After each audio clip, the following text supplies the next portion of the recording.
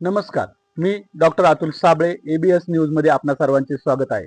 आंबेगाव तालुक्यातील कळंब चांडोली जिल्हा परिषद गटात आपण आता आलो आहोत आणि या थोरंदळे गावामध्ये नेमकी राजकीय परिस्थिती कशी असणार आहे आपण या ठिकाणच्या मतदारांकडून जाणून घेणार आहोत. या गावचे सरपंच देखील या ठिकाणी आहेत, त्यांच्याकडून आपण जाणून घेऊयात की थोरंदळे गावची नेमकी परिस्थिती कशी असेल. त्यांनी सांगितलंय की या ठिकाणी बाकीचे ग्रामस्थ आहेत, त्यांच्याकडून प्रतिक्रिया घेण्यात यावी. बाबा, जिल्हा परिषदच्या निवडणुका लागल्यात, कसं आहे वातावरण? कसं सांगताय मतदान झालं कसं सांगताय? हा, नाही पण तुम्हाला मतदार उमेदवार कोणी भेटायला आलेत का? नाही कोण नाही बाबा, तुम्हाला कोण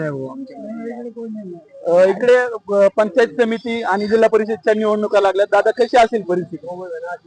काय सांगताय एवढं आता लोकांच्या मनांनी काय आहे? नाही, लोकांच्या मनांनी तर जे आहे ते लोक करणारच. करणार तर आहेतच, परंतु तुमच्या या भागामध्ये काही विकासाची वगैरे कामं झाली का? कामं ते तर आहेच. कुस्ती आहे ती. बरोबर आहे, काय सांगताय?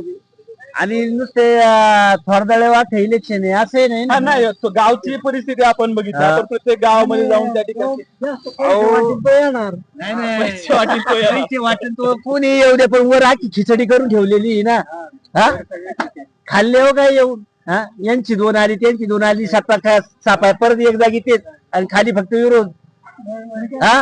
खाली शेतकऱ्यांमध्ये दिले लावून वरती सगळे एकत्र राहतात पण खाली भांडण लावून खाली देतात भांडणं लावून. बघा तुम्ही शेतकरी झोपावला शासनाने, शेतकरी झोपावला. चिया 10 रुपयाला आणि कांदा 5 रुपयाला विकला आम्ही शेतकऱ्यांनी. किलो 5 रुपये किलो. धनगर कांदा बरोबरून येतात बाकरांना तारायला आणि मग काय शेतकऱ्यांची अवस्था आहे. काय आता आहे ते आहे, त्याला कोणी येऊ नाही तर नाही येऊ, पण शेतकरी नाही सुधारले हे तुम्हाला मी नक्की सांग.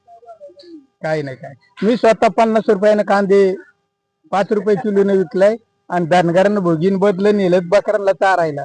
मग धनगर सरस आहे का नाही तो भोगीन बदलं नेतोय. शेतकरी वर्षभर पाणी भरतोय वाघा भिजात, त्याला काय? त्याला तर भरणंच वागे, शेती करणंच वागे, त्याची लेकर बाळा जगवणच वागे.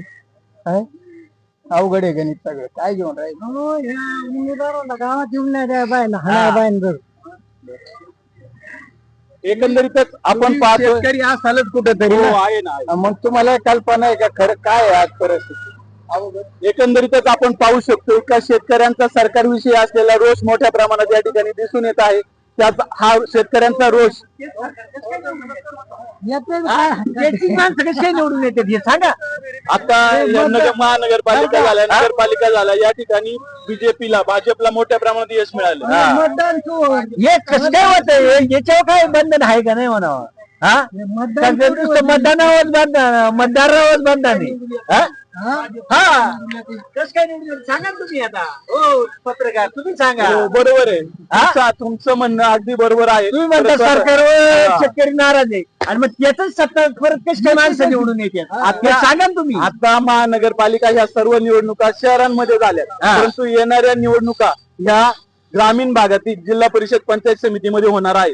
त्यामुळे शेतकरी जो निर्णय घेणार तोच योग्य असणार असं भविष्य काळामध्ये दिसून येणार आहे. Doctor Atul Sable, ABS news, Marathi, Ambegaon.